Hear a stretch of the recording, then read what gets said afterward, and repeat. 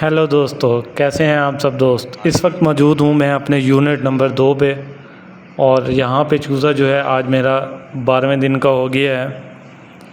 तो दोस्तों, आज की वीडियो में हम बात करेंगे ब्रॉयलर चिकन वैक्सीनेशन के बारे में कि वैक्सीनेशन क्यों ज़रूरी होती है, कौन सी वैक्सीनेशन कब देनी चाहिए और वैक्सीनेशन से पहले क्या दवाइयाँ रोकनी चाहिए, कौन कौन सी मेडिकेशन जो है वो देनी चाहिए या कौन सी मेडिकेशन जो है वो बंद कर देनी चाहिए। तो सबसे पहले मैं बात करता हूँ कि वैक्सीनेशन क्यों ज़रूरी है। देखो दोस्तों, ब्रॉयलर चिकन का इम्यून सिस्टम जो है वो काफ़ी ज़्यादा वीक होता है, बहुत स्लो होता है, बहुत कम होता है। इसी वजह से जो है ये 4 से 5 या 5 से 6 हफ्तों के अंदर जो है ये रेडी हो जाती है मार्केट के लिए और फिर इसको जो है वो स्लाटर किया जाता है। इतने छोटे से टाइम में अगर कोई वायरस या बैक्टीरिया या कोई भी बीमारी लग जाए तो पूरा का पूरा फ्लॉक जो है वो डिस्टर्ब हो सकता है, वो ख़त्म हो सकता है या फिर वो मर सकता है। इसलिए वैक्सीनेशन उनकी इम्यूनिटी को बढ़ाने के लिए, उनकी सुरक्षा बढ़ाने के लिए जो है वो वैक्सीनेशन दी जाती है।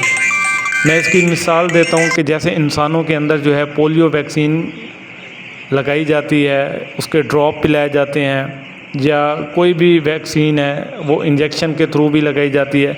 तो बिल्कुल इसी तरीके से जो है मुर्गियों को भी जो है वैक्सीन ज़रूरी है और उनको भी वैक्सीनेशन की जाती है।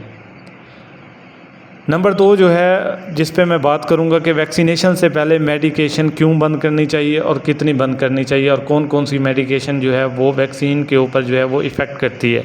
सबसे पहले तो दोस्तों, जितनी भी एंटीबायोटिक आप दे रहे हैं तो कम से कम 12 से 24 घंटे के दौरान जो है आप लोगों ने वैक्सीन करने से पहले ये तमाम एंटीबायोटिक्स जो है वो बंद कर देनी है, क्योंकि हो सकता है कि कुछ एंटीबायोटिक्स ऐसी हों जो इसके इम्यून रिस्पॉन्स को जो है वो कम कर सकती हैं या इंटरएक्ट हो सकती हैं वैक्सीन के ऊपर, या जो वायरस है, जो लाइव वायरस हो या किल्ड वायरस होता है तो उसके ऊपर भी इफ़ेक्ट हो सकती हैं।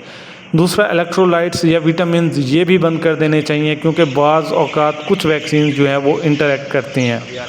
वाटर सैनिटाइज़र जैसे KMNO4 या क्लोरीन वगैरह अगर आप दे रहे हैं अपने चूज़ों को तो ये भी मत दीजिए, ये भी बाज़ औक़ात जो है ये बड़े मसले मसाइल करते हैं।